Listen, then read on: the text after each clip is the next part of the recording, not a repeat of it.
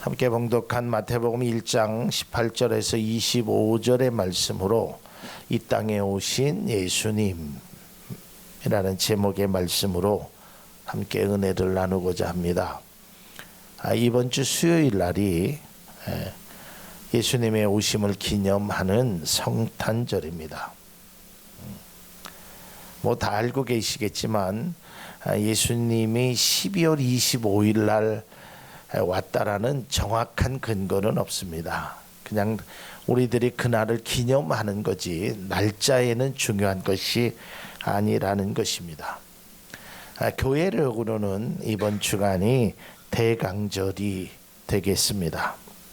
예수님의 탄생을 기념하고 축하하는 이러한 일들이 온 세계에 보여주고 있습니다. 예배 드리기 전에 말씀드렸지만 오늘날 우리나라에서는 이 성탄의 그 기쁜 소식 의미들이 점점 축소돼 가고 있습니다. 경제라는 이유로 또 많은 사람들의 관심 밖에, 그래서 참 때로는 안타깝기도 하고 때로는 이런 모습 속에서 우리 교회들이 이 성탄의 기쁜 소식을 많은 사람에게 알려야 된다라는 강한 책임감도 갖고 있습니다. 예수님께서 이 땅에 오심은 2000년 전에 이 땅에 오셨지만 이미 구약시대에서부터 예언된 말씀이었습니다. 그리고 예수님께서 이 땅에 오신 것은 우리에게 기쁨의 소식이 되는 것입니다. 그래서 누가복음 2장 10절에 보니까 천사가 이르되 무서워하지 말라, 보라 내가 온 백성에게 미칠 큰 기쁨의 좋은 소식을 너희에게 전하노라 그랬어요. 여기서 두 가지입니다. 하나는 기쁜 소식, 하나는 좋은 소식이라는 것입니다. 그러니까 이게 중복되어서 큰 기쁨과 크게 좋은 소식이, 그것이 바로 예수 그리스도가 이 땅에 나오셨다는 것입니다. 우리의 죄를 구원하시기 위하여 이 땅에 오신 예수님, 또 하나님의 아들로서 이 땅에 우리에게 무언가를 보여주기 위해서, 남기기 위하여 이 땅에 오신 그 예수님은 정말 우리에게 큰 기쁨의 좋은 소식이 되는 것입니다. 교회를 다니는 사람도 때로는 다니지 않는 사람도 이 성탄은 굉장히 축제의 분위기로 여겨지고 있는 것입니다. 분명한 것은 예수님이 이 땅에 오신 것이 큰 기쁨의 소식이고 정말 즐거움의 소식은 분명합니다. 하지만 우리가 무엇을 기뻐할 것인가, 무엇이 좋은 소식인가는 한번 오늘 말씀을 통해서 한번 우리가 생각해 보고자 합니다. 성탄에 조금 우울한 얘기가 될 수도 있고, 성탄에 막 기뻐하는데 거기에 찬물을 끼얹는 그런 이야기가 될 수도 있을 것입니다. 그러나 성탄의 본질을 우리가 좀 알아야 될 필요가 있겠다. 그러니까 제가 어려서 행동했던 일을 제가 말씀을 드렸잖아요. 제가 어려서 할머님 손에 이끌려서 구역 예배 가는 것을 참 좋아했어요. 근데 제가 그 좋아하는 구역 예배 날이 기다려졌어요. 그리고 특별히 연합 구역 예배를 드리면 더 기다려졌어요. 그러니까 구역 예배를 드린다는 것이 저에게는 굉장히 기쁜 소식이었고 좋은 소식이었어요. 예배를 드리기 위해서 그 시간에 하나님 앞에 찬양을 드리고 기도하기 위해서가 아니라 예배가 끝난 후에 있을 맛있는 과자에 저는 관심을 가졌습니다.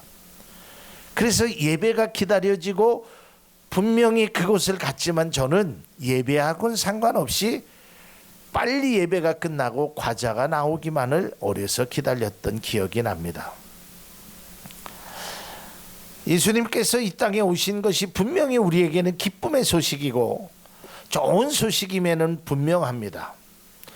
그런데 그 기쁨을 어떻게 누릴 것인가, 그 좋은 소식이 우리에게 과연 어떤 것인가를 우리는 좀 알 필요가 있다라는 것입니다. 예수님께서 이 땅에 오심을 빌립보서는 이렇게 기록하고 있습니다. 빌립보서 2장 6절에서 8절에 있는 말. 그는 하나님의 모습을 지니셨으나 하나님과 동등됨을 당연하게 생각하지 않으시고 오히려 자기를 비워서 종의 모습을 취하시고 사람과 같이 되셨습니다. 그는 사람의 모양으로 나타나셔서 자기를 낮추시고 죽기까지 순종하셨으니 곧 십자가에 죽기까지 하셨습니다. 여러분, 이것이 바로 예수님이 이 땅에 오신 목적입니다. 하나님의 형체를 가졌으나 모든 것을 다 비우고 종의 형체를 가지고 사람의 모습으로 갖추고 이 세상에 오셨다는 것입니다. 저 하늘의 좋은 모든 권세를 다 버리시고 낮고 낮은 땅에 오셨습니다. 뿐만 아니라 하나님의 아들임에도 불구하고 결국 그는 자신을 낮추시고 죽기까지 복종하셨다는 겁니다. 여러분, 우리에게는 기쁜 소식이 될지는 모르지만 예수님의 입장에서 보면 결코 예수님이 세상에 오시는 것이 기쁜 소식은 아닐 것입니다. 그러나 주님은 그 고난과 그 역경, 심지어는 죽음의 현장까지 가면서 우리에게 기쁨의 소식을 전해주기를 원했다는 거예요. 그런데 안타깝게도 오늘날 많은 그리스도인들이 예수님이 전하시는 그 기쁨의 소식, 그 좋은 소식, 이것이 왜곡되고 있다라는 것입니다.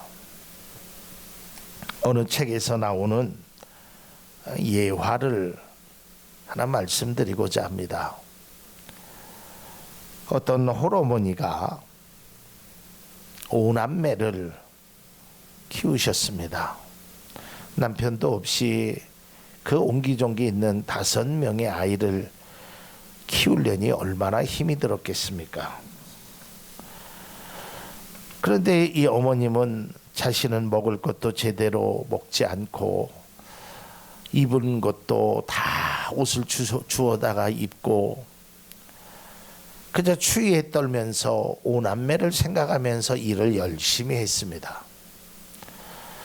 그래서 어느 정도의 돈을 좀 갖고 이 5남매를 위해서 큰 맘 먹고 5컬레의 신발을 삽니다.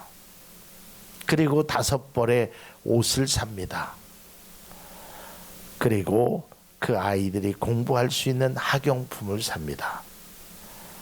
그리고 마지막으로 그들에게 줄 맛있는 만두를 사가지고 갑니다.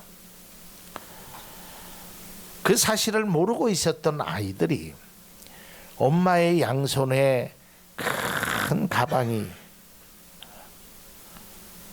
그래갖고 아이들에게 얘들아 엄마가 주는 선물이란다. 난리가 났죠. 와, 신발을 막 옷을 입어보고 막 거울 앞에서 자랑을 해보고 마치 자기가 신데렐라가 된 것처럼, 그런데다가 생전 써보지도 않았던 크레용이 다 있죠. 크레파스가 뭐 서로 좋은 것 같겠다고 아귀다툼하죠. 그런데 거기에다 김이 모락모락 나는 만두까지 주니 얼마나 좋겠습니까? 그러니까 아이들이 난리가 났습니다. 막 좋아서 덩실덩실 춤을 추면서,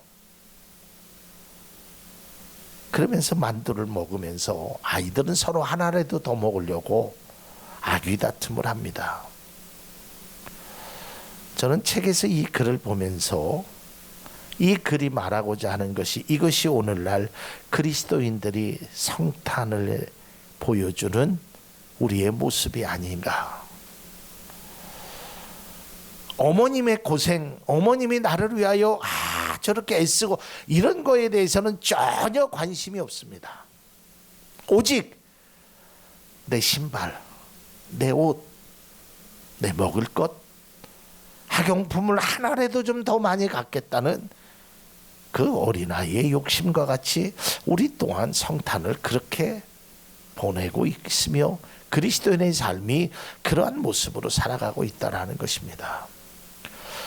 분명한 것은 예수님께서 이 땅에 오신 것이, 예수 그리스도께서 이 땅에 우리를 위하여 오신 것이 우리에게는 분명히 성경이 말합니다. 좋은 소식이고 기쁨의 소식입니다. 그런데 예수님이 진정 우리에게 기쁨과 좋은 것을 주기 위한 그것보다는 내가 원하는 기쁨만, 내가 원하는 그 어떤 것만을 원했을 때의 그 기쁨이 있다라는 것입니다. 그리스도인들이 하나님의 은혜를 생각하며 그저 기쁨과 축제의 성탄만으로 생각하는 것은 진정한 성탄의 의미가 아닌 것입니다. 예수님이 주인공이 아니라, 예수님의 이 땅에 오심이 중요한 것이 아니라 내가 주인이 되어 있어요. 어느 순간부터. 하나님이 나에게 얼마나 큰 은혜를 주실까? 마치 생일날 우리 아빠가 나를 위해서 선물을 어떤 것을 줄까? 거기에만 관심을 갖고 있다라는 사실이죠. 이러한 모습은 예수님께서 이 땅에 오셨을 때의 모습을 연상해 보면 쉽게 이해할 수 있습니다. 오늘날만 그런 것이 아니었습니다. 예수님이 이 땅에 오셨을 때에도 사람들은 이와 비슷한 모습이었습니다. 예수님께서는 우리의 죄를 위하여 모든 것을 버리고 오셨지만 우리가 잘 아는 대로 예수님은 있을 곳이 없었습니다. 누가복음 2장 7절에 보니까 첫 아들을 낳아 강보에 싸서 구유에 누웠으니 이는 여관에 있을 곳이 없었다. 예수님이 있을 곳이 없었던 거예요.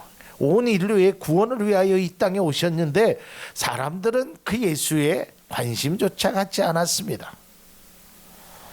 뿐만 아니라 분명히 예수님께서는 우리를 위하여, 우리의 죄를 위하여 이 땅에 오셨는데 사람들의 반응은 이랬다는 것입니다. 요한복음 1장 9절에서 11절까지 말씀 보면 참 빛이 있었다. 그 빛이 세상에 와서 모든 사람을 비추고 있다. 그는 세상에 계셨다. 세상이 그로 말미암아 생겨났는데도 세상은 그를 알아보지 못하였다.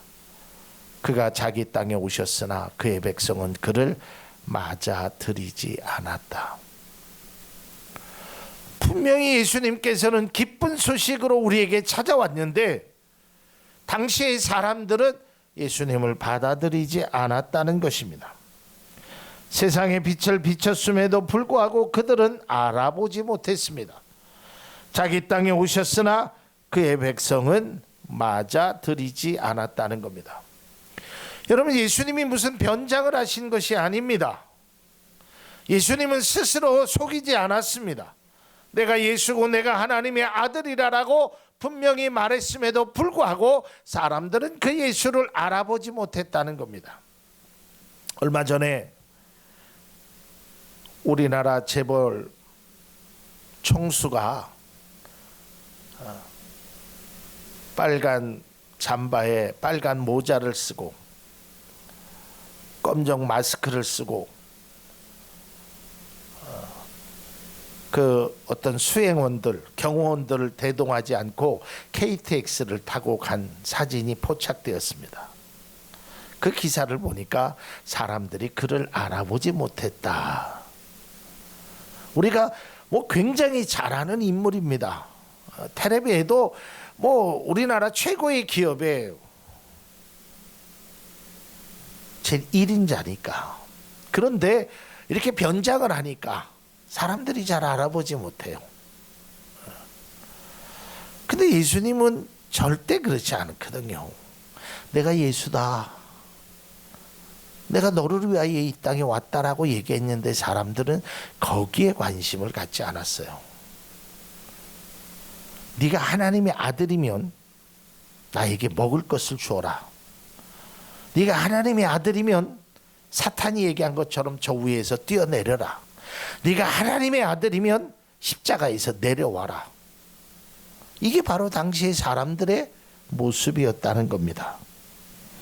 왜냐하면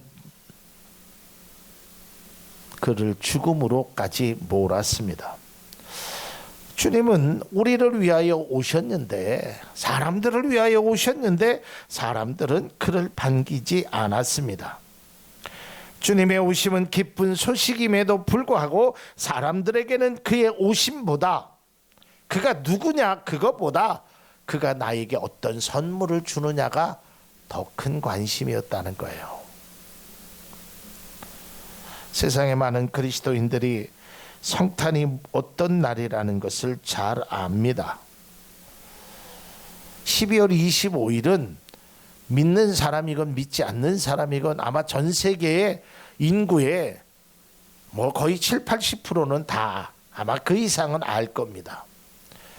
근데 중요한 것은 그분의 오심, 그분이 우리에게 말씀하시는 큰 기쁨, 이 땅의 오심이 우리에게는 큰 기쁨의 좋은 소식임에도 불구하고 우리는 그것보다도 그의 두 손에 든 선물에 더 큰 관심을 가지고 있었다는 겁니다. 마치 이런 거죠. 아빠가 해외 출장을 갔습니다. 그 해외 출장을 갔는데 그 해외에 그 큰 전쟁 같은 것이 일어났습니다. 그래갖고 그 아빠가 출장길에 이제 급하게 돌아오게 됩니다. 그러니까 가족들은 아주 마음을 졸이죠. 비행기를 잘 타고 올까. 그래서 공항에서 그의 나옴을 다 기다리고 있습니다. 어디 다친 데는 없을까? 건강은 괜찮을까? 근데 그가 이제 공항에서 나오니까 사랑하는 아내가 가서 또 가족들이 가서, 그런데 거기 5살짜리 꼬마는 아빠에게 첫 마디로 이렇게 얘기합니다. 아빠, 선물은? 아빠, 내 거는 뭐 사왔어? 몇 개 사왔어? 아이에게는 아빠의 건강이나 안위가 전혀 관심이 없었던 것처럼 보일 수 있습니다. 마치 우리도 마찬가지 아니겠습니까?